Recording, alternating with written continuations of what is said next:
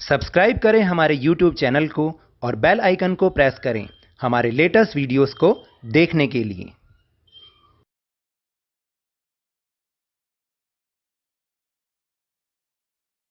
Hello and welcome to Lavneesh sir की class. आज की ये शिक्षा निदेशालय राष्ट्रीय राजधानी क्षेत्र दिल्ली की वर्कशीट नंबर 35 जो कि कक्षा 7वीं के विद्यार्थियों के लिए है। यह ली गई है सामाजिक विज्ञान के इतिहास विषय से और इसमें हम समझने की कोशिश कर रहे हैं पाठ ईश्वर से अनुराग को। तो आज की इस वर्कशीट में हम जो हमने पिछली वर्कशीट में समझा उससे आगे समझेंगे। तो जैसा कि आपको पता है कि हमने ये लेसन जब शुरुआत किया तो इसकी शुरुआत जब हमने की तो हमने आपको यही बताया था कि किस तरह से ईश्वर से प्रेम करने का एक जरिया भक्ति है और भक्ति कैसे कैसे शुरू हुई, कहाँ से इसकी शुरुआत हुई। और हमने ये भी समझा था कि भक्ति की जो शुरुआत है या भक्ति के तरीकों की जो शुरुआत है वो दक्षिण भारत से उत्तर भारत में आया।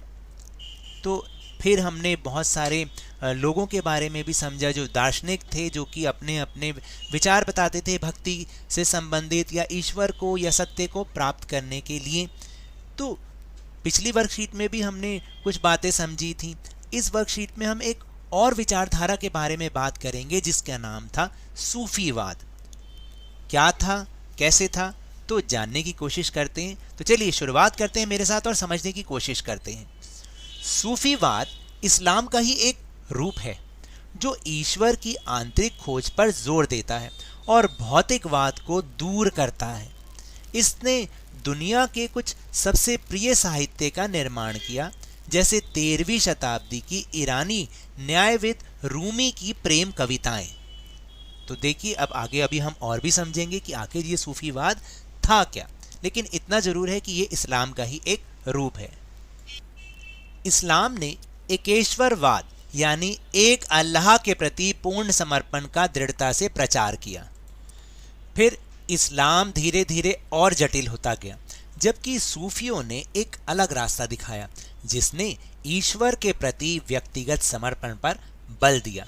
यानी जो सूफी संत थे उनका एक ही विचार था कि ईश्वर के प्रति अपना समर्पण। सूफी लोगों ने मुस्लिम धार्मिक विद्वानों द्वारा निर्धारित विशद कर्मकांड और आचार संहिता को बहुत कुछ अस्वीकार कर दिया। जैसे कि हमने पिछली वर्कशीट में भी समझा था कि बहुत सारे लोगों ने जो कि हिंदू धर्म के कर्मकांड होते थे, पूजा के कर्मकांड होते थे, उनको अस्वीकार कर दिया था। ऐसे ही सूफी लोगों ने भी जो मुस्लिम धार्मिक विद्वानों द्वारा निर्धारित जो भी कर्मकांड होते थे उनको में से बहुत कुछ को अस्वीकार कर दिया था। वे ईश्वर के साथ ठीक उसी प्रकार जुड़े रहना चाहते थे जिस प्रकार एक प्रेमी दुनिया की परवाह किए बिना अपनी प्रियतमा के साथ जुड़ा रहना चाहता है। तो अब आप समझे कि जैसे एक प्रेमी अपनी प्रेमिका के साथ जुड़ा रहना चाहता है, उसको दुनिया की कोई परवाह नहीं होती, बिल्कुल ठीक इसी तरह सूफी संत भी अपने ईश्वर, अपने अल्लाह के साथ जुड़े रहना चाहते थे, चाहे दुनिया उनके बारे में कुछ भी सोचे। सूफी संतों ने औलिया या पीर की देखरेख में जिक्र यानी नाम का जाप, चिंतन, समा यानी गाना, रक्स यानी कि नृत्य, नीति चर्चा, सांस पर नियंत्रण आदि के जरिए प्रशिक्षण की विस्तृत रीतियों का विकास किया। तो अब आपने देखा कि सूफी संतों ने किस किस तरह से किन किन क्रियाकलापों का विकास किया अपने उस ईश्वर को, उस अल्लाह को प्राप्त करने के लिए।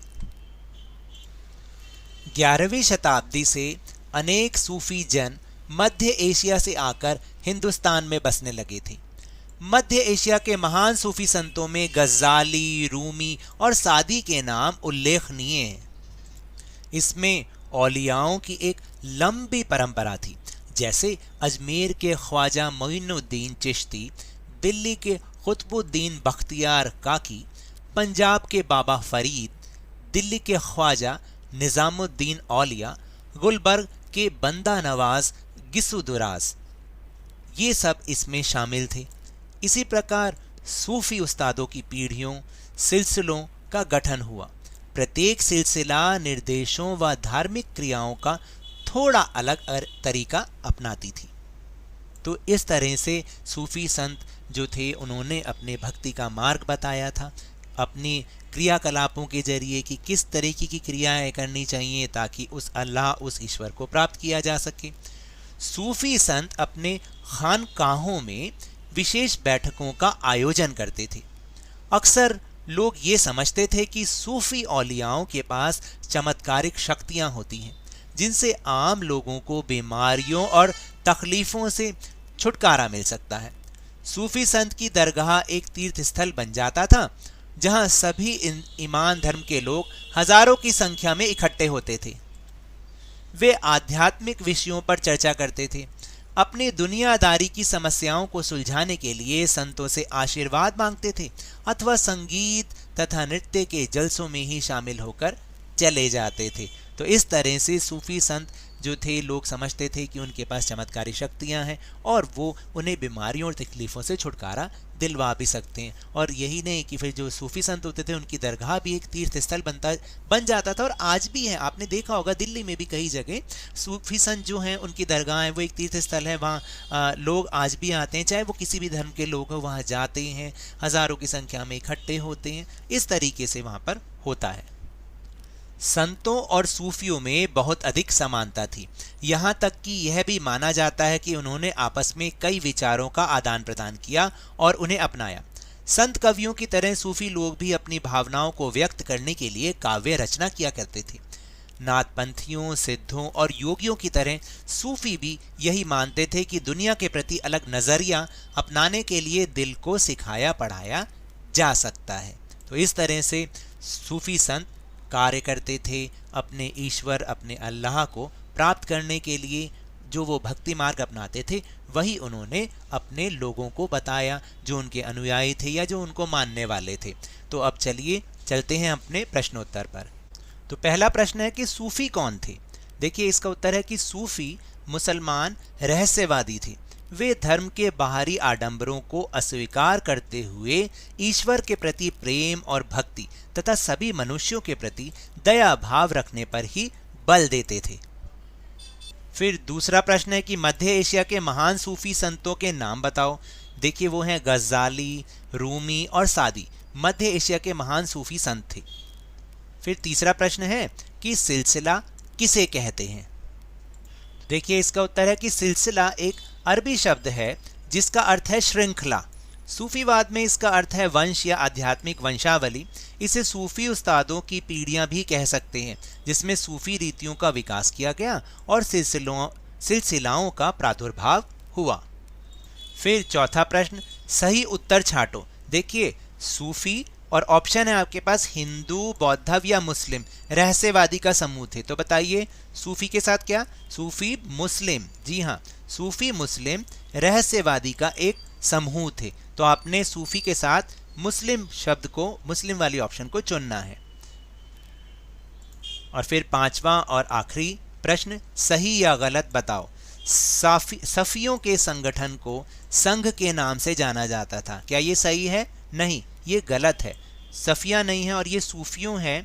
सूफियों के संगठन को सिलसिला के नाम से जाना जाता था, ना कि संघ के नाम से जाना जाता था। तो इस तरह से आपको ये गलत भी लिखना है और उसको फिर सही करके लिखना भी है। तो ये तो थी आज की वर्कशीट। अगर मेरे इस तरह समझाने से आपको थोड़ा सा भी समझ में आया हो तो इस चैनल को ज़्यादा से ज़्यादा सब्सक्राइब कीजिए, लाइक कीजिए और बहुत ज़्यादा शेयर भी कीजिए। और हाँ, मेरे साथ इसी तरह आसानी से वर्कशीट को समझते रहिए, लेकिन ध्यान और मन लगाकर पूरी मेहनत और लगन के साथ ऑनलाइन ही सही पढ़ते जरूर रहिए।